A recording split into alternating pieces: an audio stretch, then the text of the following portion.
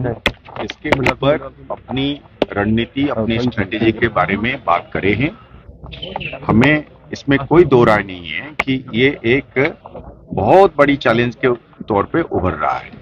और ये भी कोई इसमें कोई दो राय नहीं है। पहले कई सारे अफसरों को भी हमारे मतलब सिक्योरिटी एस्टेब्लिशमेंट के बीच में भी कईयों को इस चीज के बारे में शक था कि क्या नारकोटिक्स और टेररिज्म आपस में जुड़े हुए। अब हमें कोई डाउट नहीं है, इन्वेस्टिगेशन आफ्टर इन्वेस्टिगेशन ये साबित कर चुका है। कोर्ट में अभी चार्जशीट फाइल हो चुके हैं जिसमें ये बिल्कुल क्लियर उभर के आया है कि नारकोटिक्स और टेररिज्म दोनों जुड़े हुए हैं, दो तरीके से जुड़े हुए हैं। जो पार बैठ के जो तंजीमें हैं उन्होंने, हम जब यहां से इन्वेस्टिगेट करते हैं हम पाते हैं कि जो वहां से कंसाइनमेंट से भेजी जाती है वो लोग कौन हैं, तो हमारा इन्वेस्टिगेशन जाके पहुंचता है कि एलईटी, खासकर एलईटी और अलबदर और भी इवन हिजबुल मुजाहिदीन, जैश का, ये सब लोगों का, ये जो वहां के जो हैंडलर्स हैं, जो टेरर कोऑर्डिनेटर्स हैं, वो लोग सप्लायर भी हैं। वो चेन बने वहां से शुरुआत होती है, और इसमें कोई दो राय नहीं है कि ये आता है।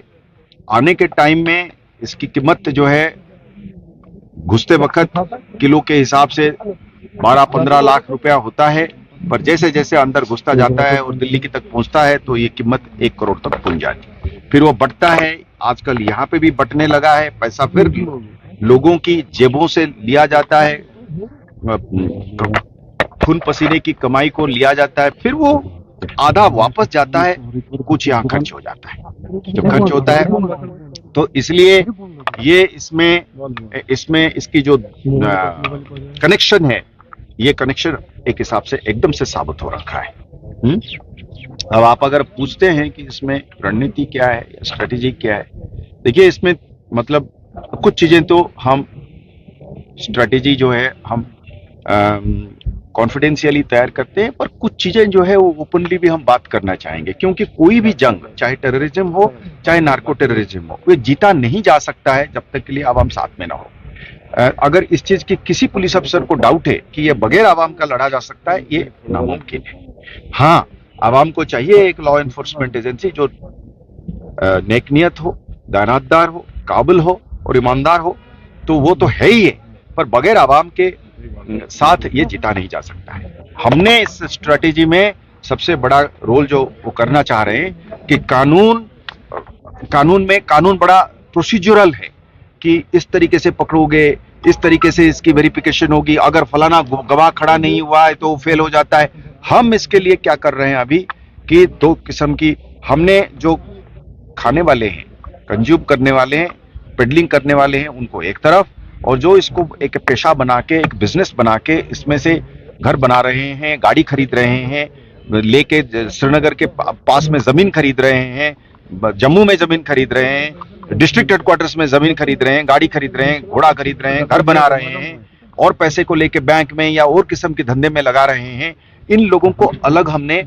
चिन्हित करने लग गए हैं। हम इसको डिस्ट्रिक्ट वाइज अलग से चिन्हित करेंगे, और जब हमारी और कार्रवाई शुरू हो गया है, आपने देखा होगा कि सांबा पुलिस ने बढ़ चढ़कर इसमें रोल अदा करा है। मैं उम्मीद करूंगा मेरे बाकी जिले जो हैं, एसएसपीज हैं, उन्होंने सांबा की मिसाल को देख रहे हैं, और हम चाहेंगे कि उनकी उसी तरीके का मतलब मॉडल को फॉलो करें। उनका घर को कुर्की करना,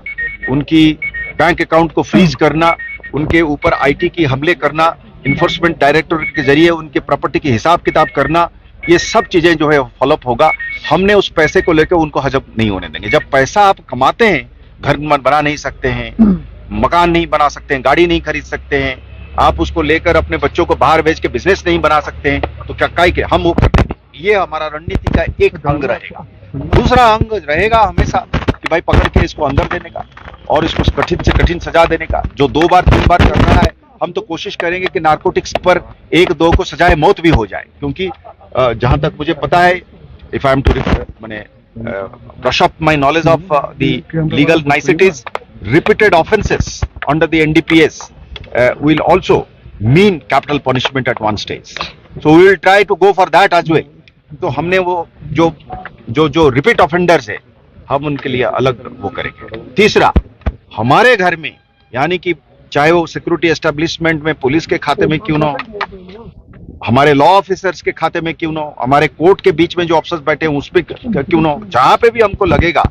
कि साहब हमारे में से भी कोई आदमी इनके साथ थोड़ा सा भी लिंक है, हम बड़ा सख्ती से उनके खिलाफ हम लोग की तैयारी है साहब। आप लोग वोट डालने के लिए उतावले हैं, हम आपको वोट तरीके से डालने के लिए और सेफ्टी और सिक्योरिटी के साथ डालने के लिए वचनबद्ध हैं।